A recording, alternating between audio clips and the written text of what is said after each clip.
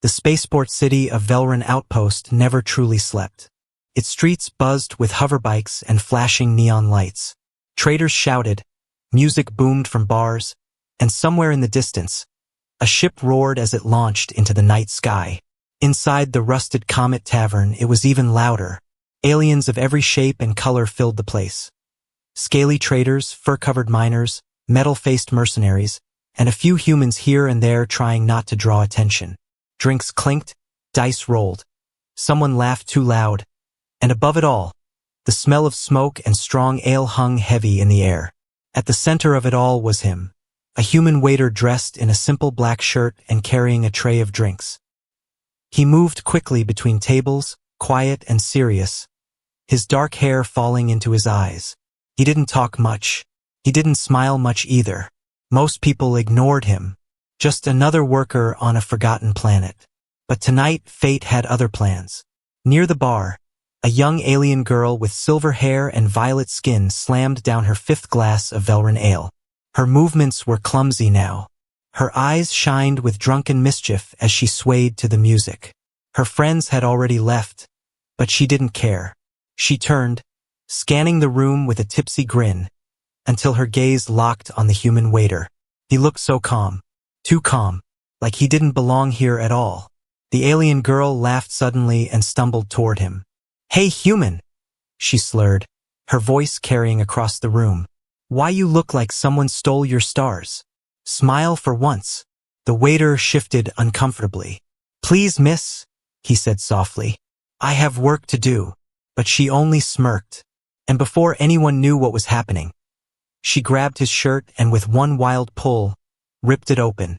The sound of tearing fabric sliced through the music. The entire tavern froze.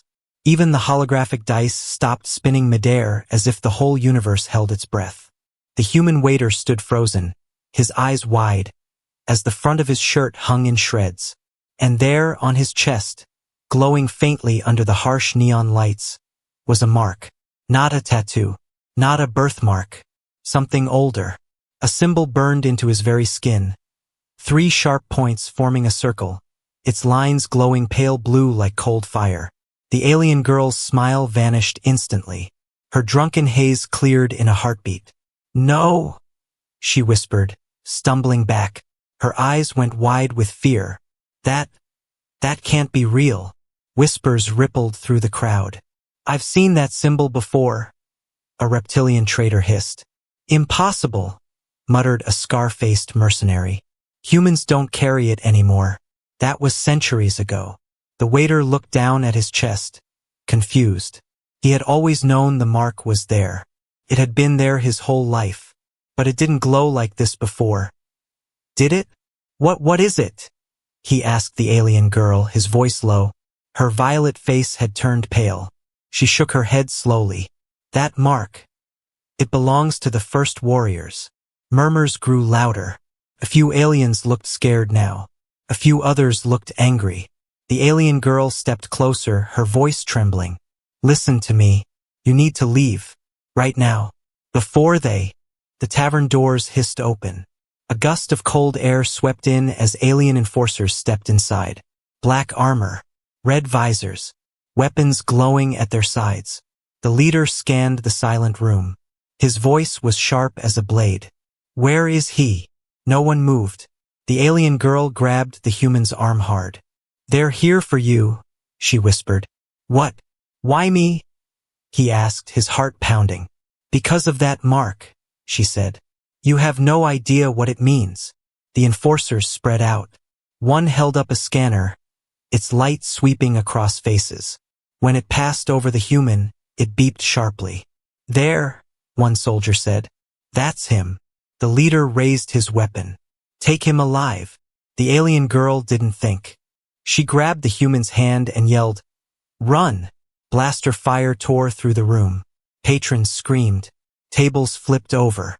A bottle shattered near the bar, spraying fire as the liquor ignited.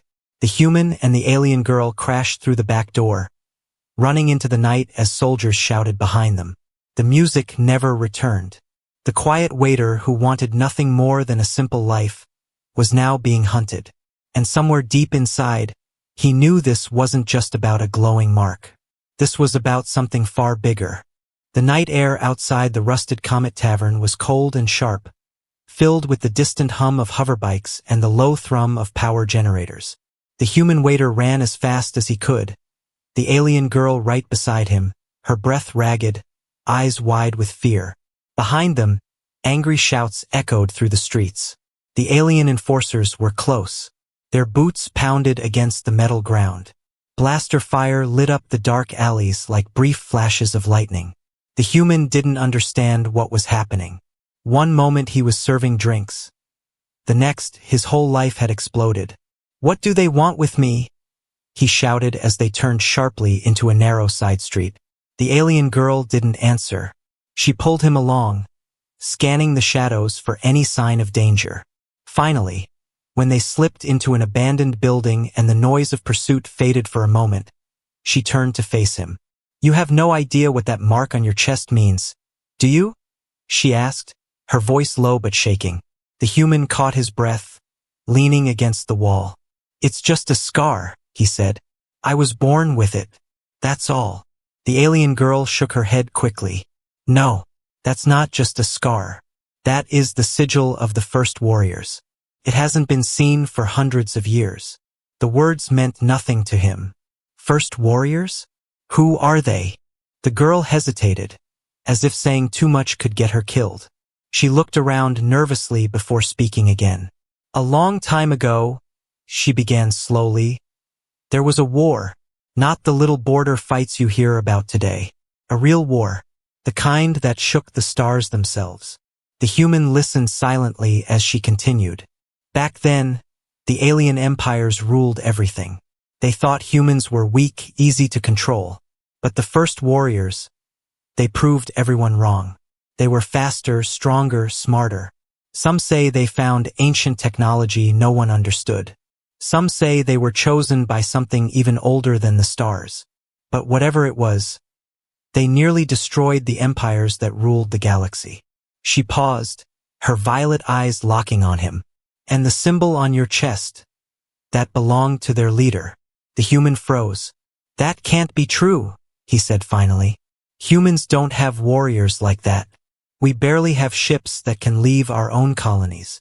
"Because they erased it," the girl said sharply. "The empires made sure no one remembered. They buried the history, burned the records, hunted down the bloodlines. They didn't want another war like that ever again." The human felt cold despite the heat of his racing heart. "So why do I have it? I'm not anyone." The girl looked at him seriously. "Because you are connected to them. Maybe their last descendant. Maybe something more. I don't know. But the moment that mark lit up tonight, the whole galaxy felt it." Before he could respond, the sound of boots echoed outside. "They're coming," the girl whispered urgently. The human peered through a crack in the wall. The enforcers were spreading out, scanning every alley, every doorway. "They want me because of this mark?" he asked. "They want you because of what it means," she said. "If the empires learn that a human carries the sigil again, they'll kill you before you can even learn why." The human's fists clenched. He had never asked for this. He had never wanted anything except a quiet life. But now soldiers were hunting him like an animal. "We need to get off this planet," the girl said suddenly. "Now, before they close the spaceport." The human shook his head. "I don't even know your name." She hesitated, then said, "Lyra. My name is Lyra.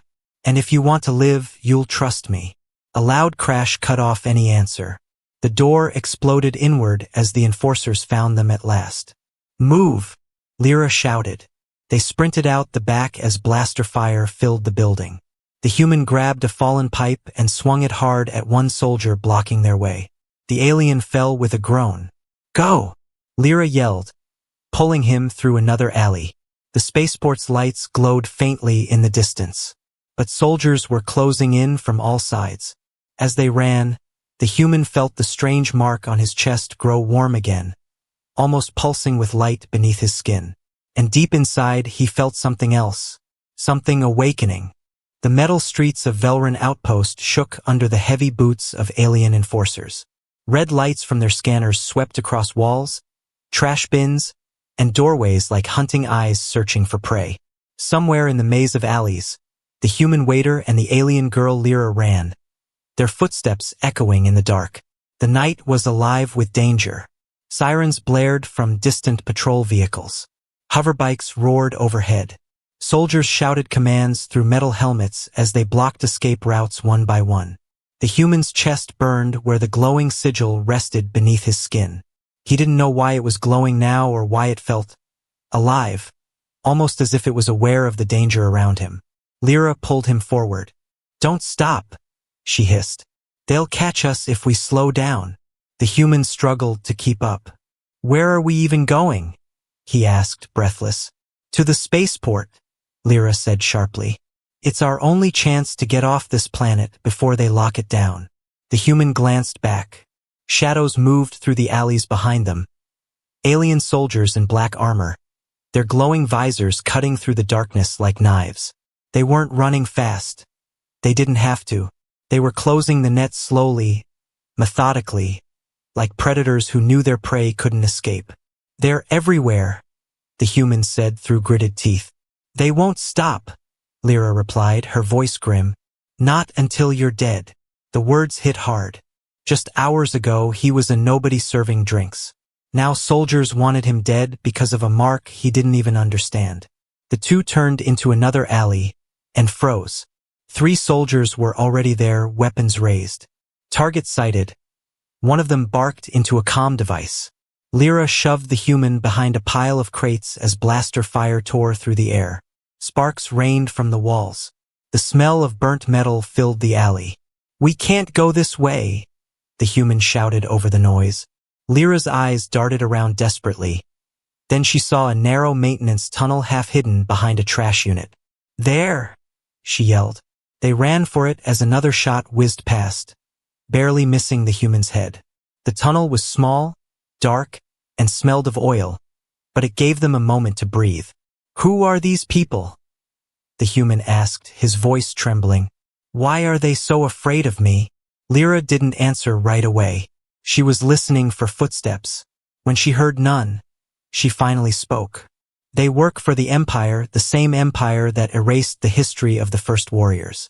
If they know the sigil has returned, they'll do anything to destroy it, and you with it." The human ran a hand through his sweat-soaked hair. "I'm not a warrior. I'm not even a soldier. I don't know how to fight like them."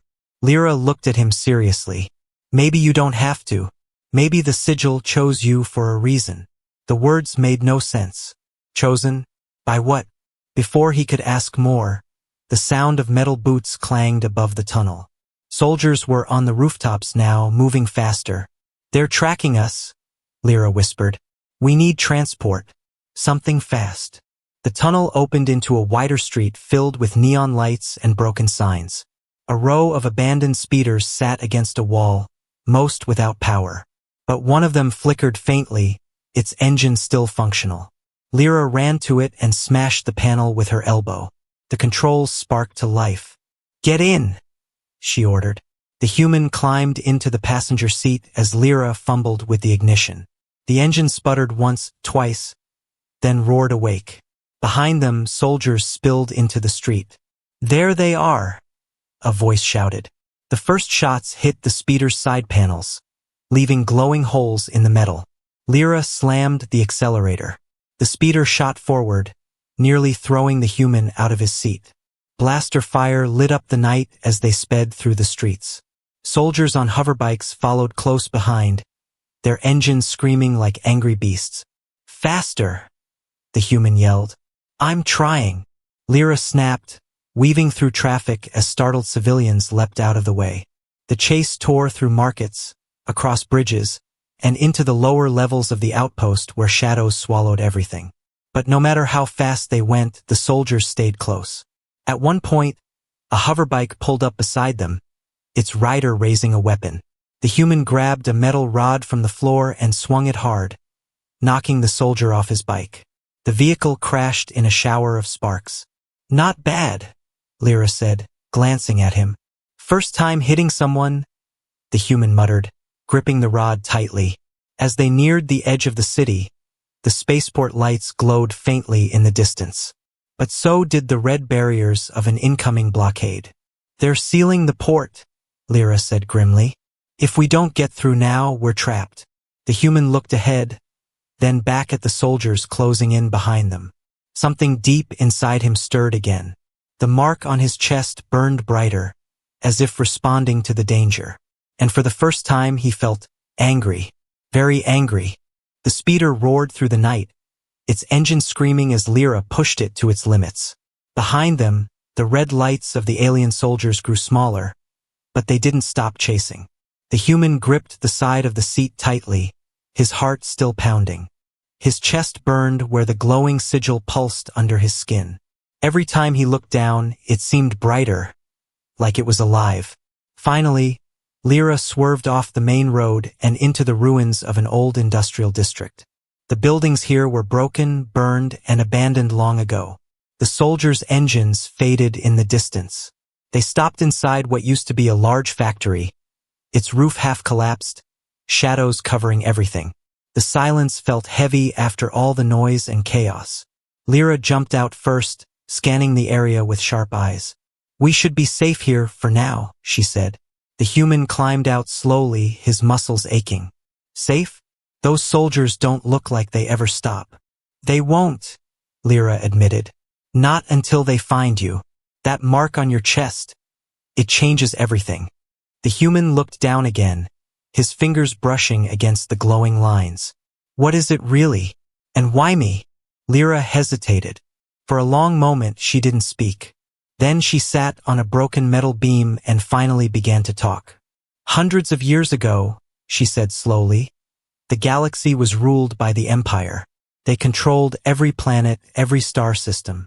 Anyone who resisted was crushed. But then, the first warriors appeared." The human listened carefully as her voice echoed softly through the empty factory. "No one knows exactly where they came from," Lyra continued. "Some say they were humans who found old alien technology buried on a dead world. Others say they were chosen by something older than the stars themselves. Whatever the truth was, they were powerful, fast, strong. They fought with weapons no one had ever seen before." Her eyes narrowed. "And they didn't bow to the Empire." The human leaned against a pillar, trying to picture it. Humans fighting alien empires with weapons so strong even the galaxy feared them. "The first warriors," Lyra said, "carved through entire fleets. Planet after planet fell before them. For the first time in centuries, the Empire was afraid." The human frowned. "So what happened? If they were that powerful, why did they lose?" Lyra's voice grew cold. "Betrayal. The Empire turned the galaxy against them. They spread lies, offered rewards, promised power to anyone who fought against the humans. Even some of the humans' own allies turned on them in the end." She looked down at the floor. The first warriors were hunted, their cities burned, their leaders killed. The Empire erased every record, destroyed every monument, so no one would remember. The human felt a strange heaviness in his chest. "And the mark? The one I have." Lyra looked at him seriously. "That is the sigil of command. It belonged to the leader of the first warriors. Only one person could carry it at a time. When he died, the mark disappeared. Everyone thought it was gone forever." The human shook his head. "But now it's on me." "Yes," Lyra said, "and that means the bloodline survived. Somehow, one of the first warriors had descendants. The Empire spent centuries trying to wipe them out. They must have missed one." The human felt his hands tremble slightly. "So I'm what? The heir to a dead army?" "Maybe," Lyra said softly. "Or maybe you are something even more dangerous. Because if the sigil chose you, it means the power of the first warriors isn't gone." Before he could answer, a loud crash echoed outside. Both of them froze. Through a broken wall, they saw the red glow of scanning drones moving through the ruins. The soldiers had found their trail again. "They never stop," the human muttered bitterly. Lyra stood quickly. "We have to reach the spaceport before they close it. There are people off-world who might help us." If the Empire gets you first, it's over. The human took a deep breath. Hours ago, he was just a nameless worker serving drinks. Now he was being hunted across a planet because of a glowing mark and a history he never knew existed. But as he looked down at the sigil on his chest, he felt something strange stirring inside him. Not fear. Something else. Something older. Something powerful. The drones outside drew closer, their red lights cutting through the darkness like knives. Lyra grabbed his arm. "We move now," she said firmly. "Before they find us." The human nodded slowly, his jaw tight. He didn't understand everything yet, but one thing was clear. The Empire wasn't afraid of him for no reason. And maybe they had a good reason to be afraid. The ruins were quiet again, but both the human and Lyra knew it wouldn't last. The Empire's soldiers never stopped hunting. They moved fast through the broken buildings, heading toward the spaceport lights in the distance. Every step echoed against the metal streets. Somewhere above, a drone buzzed like an angry insect, scanning the ground below. "We need help," Lyra said finally, her voice low. "We can't make it off this planet alone. There's someone I know, a rebel leader. He hates the Empire. He can hide us, maybe even help us escape." The human didn't like the sound of maybe, but they had no choice. "Where is he?" "Old Warehouse District," Lyra said. "Not far from here."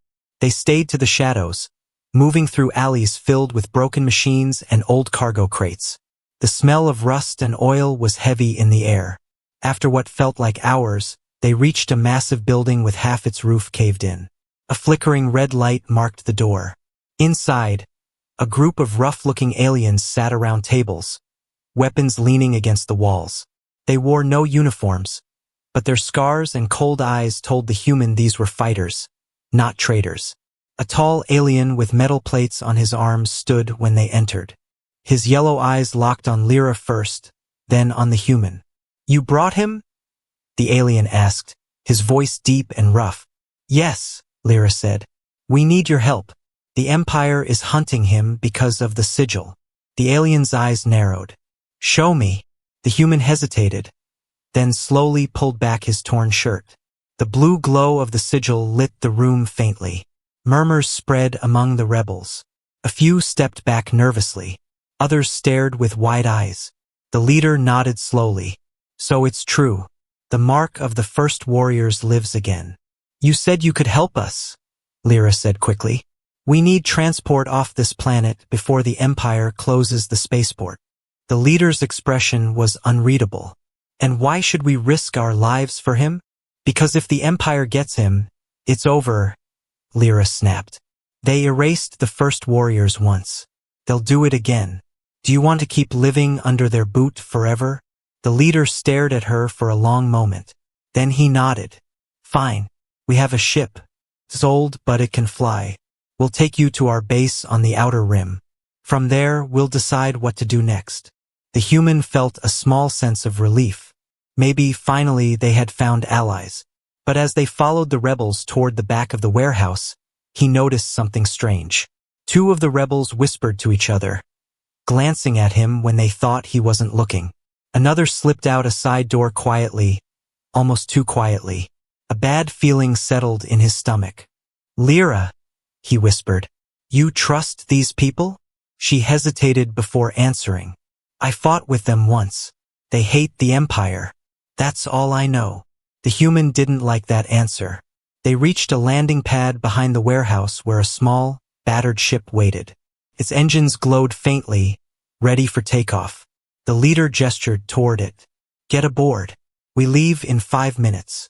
But as the human stepped toward the ramp, he saw soldiers moving in the distance. Black armor, red visors, Empire soldiers, coming straight toward the warehouse. "They betrayed us," the human said sharply. Lyra spun around. "What?" He pointed at the soldiers closing in fast. "Someone told them we were here." Before she could react, the rebels around them raised their weapons, not at the soldiers, but at the human.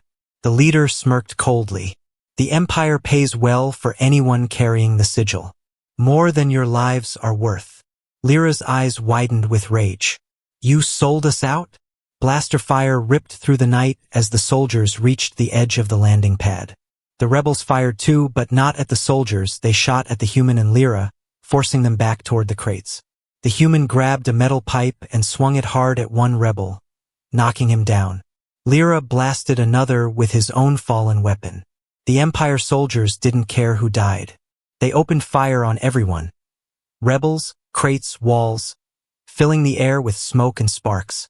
The human and Lyra dove behind cover as explosions shook the ground. The ship the rebels had promised as an escape route went up in flames before it ever left the ground. "Move!" Lyra shouted, grabbing the human's arm. They ran through the chaos as rebels screamed and soldiers advanced. The air smelled of fire and death. The human's chest burned hotter than ever. The sigil glowed like a small blue sun beneath his skin. And for the first time, the human felt something deep inside him snap. Anger. Power. Something older than fear itself. Smoke filled the air as blaster fire tore through the landing pad. Rebels screamed.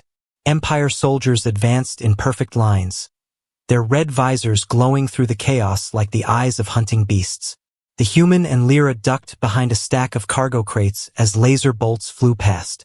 The ground shook when the rebels' escape ship exploded in a ball of fire, sending metal scraps raining down.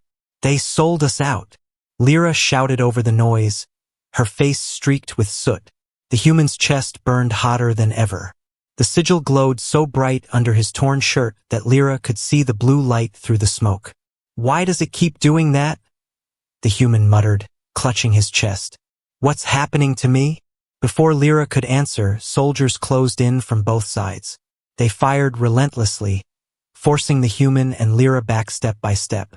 "We're trapped," Lyra said, her voice tight, but something inside the human changed. The fear that had followed him since the tavern was gone, replaced by something else. Anger. It started as a low hum inside his chest, growing louder until it drowned out the sound of blaster fire. His vision sharpened. He could see every spark, every soldier moving in the smoke. His body felt lighter, faster, stronger. And then the sigil on his chest blazed like a small sun. The nearest soldiers hesitated. They had seen recordings of the first warriors long ago. Men and women whose marks glowed before entire armies fell before them. "Open fire!" the squad leader shouted. The soldiers raised their rifles. But the human moved first. He didn't even think. His hand shot out, and a wave of blue energy erupted from his body. It slammed into the soldiers like a hurricane, throwing them across the landing pad as if they were made of paper. Lyra's eyes went wide. You have the power." The human looked at his own hands, glowing faintly blue.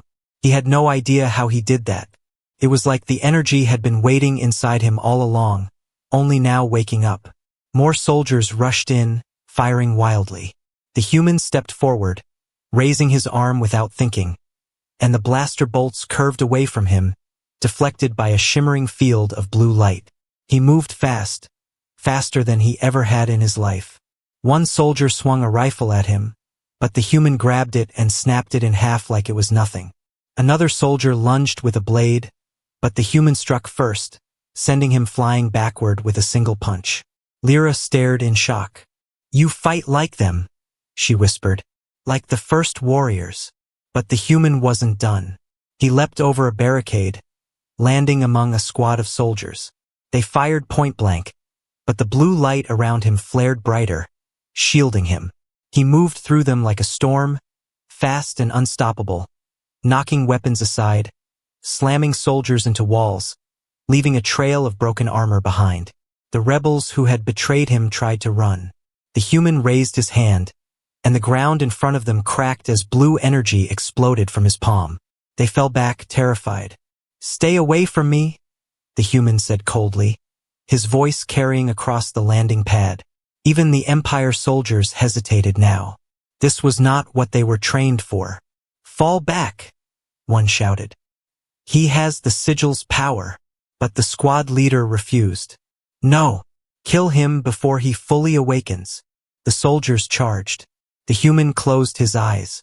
The blue light wrapped around him like armor, flowing across his skin, pulsing with each beat of his heart. When he opened his eyes again, they glowed the same blue as the sigil. The next blast of energy sent the entire squad flying back in all directions. The battle stopped. Smoke drifted over the landing pad. The rebels were gone. The soldiers who could still move crawled away, dragging their wounded with them. Lyra stepped forward slowly, her face full of shock. Do you know what you just did? The human looked down at his hands, still glowing faintly. His heart pounded in his chest, but he wasn't tired. If anything, he felt alive. I don't know how, he admitted. It just happened. Lyra's voice shook. The sigil didn't just mark you, it chose you. You're not just some worker anymore. You're the heir of the first warriors. Their power flows through you. The human looked toward the distant spaceport lights. The Empire would come again, stronger, in greater numbers, and now they knew what he could do. We have to leave this planet, he said quietly, before they bring an army. Lyra nodded. There's an old shipyard beyond the city. If we can reach it, we might find something that still flies. The human looked at the smoking battlefield one last time. Soldiers and rebels had fallen, but he was still standing. And for the first time since this began, he wasn't running anymore. The night over Velrun outpost burned red with fire. Smoke rose in the distance where the landing pad had been destroyed. The Empire soldiers had retreated for now, but the human and Lyra both knew it wouldn't last. The Empire never stopped. Lyra led the way through dark alleys toward the old shipyard she had mentioned. The place was far from the city center, a graveyard of broken starships and rusted engines. If they were lucky, one of the old ships there might still fly. But the human could feel it deep inside. Luck would not be enough. They'll come again, he said quietly as they walked. His voice was calm now, colder than before. Yes, Lyra said. And next time, they'll bring everything they have. The human touched his chest where the glowing sigil pulsed faintly beneath his skin. He still didn't understand everything. The first warriors, the Empire's fear, why the mark had chosen him. But one thing was clear now. The Empire wanted him dead because they were afraid of what he could become. When they reached the shipyard, the place was silent except for the wind whistling through the broken hulls. Half-buried ships sat like fallen giants, their metal skins rusted by years of dust storms. There, Lyra pointed to a small freighter near the back. Its engines looked old but intact. If we can power it up, we can reach the outer rim before they close the skies. The human climbed inside while Lyra searched the cockpit. The controls were dusty but not dead. This can work, Lyra said finally, her voice hopeful. We just need time to start it. But time was something they didn't have. The night lit up with searchlights. Engines roared overhead. Empire dropships descended around the shipyard like dark birds of prey. The human's jaw tightened. They found us. Dozens of soldiers in black armor poured out of the dropships, weapons raised. At their center stood a tall figure in silver armor, his visor glowing red. The commander, Lyra whispered, fear in her voice. He leads the Empire's hunters. The commander's voice boomed across the shipyard. Human, surrender now, and your death will be quick. The human stepped out of the freighter slowly. The blue glow of the sigil lit his torn shirt.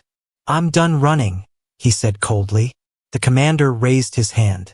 Kill him. The soldiers advanced. But the human didn't move back. He felt the energy inside him rising again, hotter, stronger than before. The sigil blazed across his chest, the blue light spreading down his arms like living fire. The first wave of soldiers opened fire. The bolts of energy never reached him. A shield of blue light burst outward, wrapping around him like armor. The shots bent away, hitting the ground harmlessly. The human moved, fast, too fast for the soldiers to track. One moment he was standing still, the next he was among them, striking with inhuman speed. Blasters flew from their hands. Soldiers hit the ground one after another. Lyra watched from the freighter, eyes wide. It wasn't a fight. It was a storm. The human slammed his palm into the ground. Blue energy erupted outward in a wave, throwing soldiers into the air like leaves in the wind. But the commander didn't fall. He stepped through the chaos, his silver armor glowing faintly. "So the sigil lives again," he said coldly. "It will die with you." He moved fast for his size, his blade flashing as he swung at the human. The human blocked it with a shield of blue light, the clash sending shockwaves through the air. The commander struck again and again, but the human was faster now, stronger, his movements guided by something deep inside. Something old, something powerful. Finally, the human caught the commander's blade and shattered it with a burst of energy. His next strike sent the armored figure flying back into the side of a broken starship. The surviving soldiers froze. Their leader lay motionless, his armor cracked, his visor dark. The human stood in the center of the shipyard, the blue glow around him flickering like fire. "Leave," he said quietly. The soldiers didn't need to be told twice. They dragged the fallen commander back toward the dropships. One by one, the engines roared, lifting into the night sky until the shipyard was silent again. Lyra approached slowly. You beat them," she said softly, still trying to believe it. The human looked at the freighter. "No," he said. "They'll be back. Stronger. Next time. They won't stop until the whole empire comes for me." Lyra swallowed hard. "Then what do we do?" The human's eyes burned with the same blue light as the sigil. "We stop running," he said. "We go to the outer rim. We find the truth about the first warriors. About why the empire fears us." He looked up at the stars, his jaw tight. "And then," he said softly, "we make them fear again." The freighter's engines roared to life behind them. The ship rose slowly, carrying them away from the burning shipyard, away from Velrun outpost, and toward a war that was only beginning.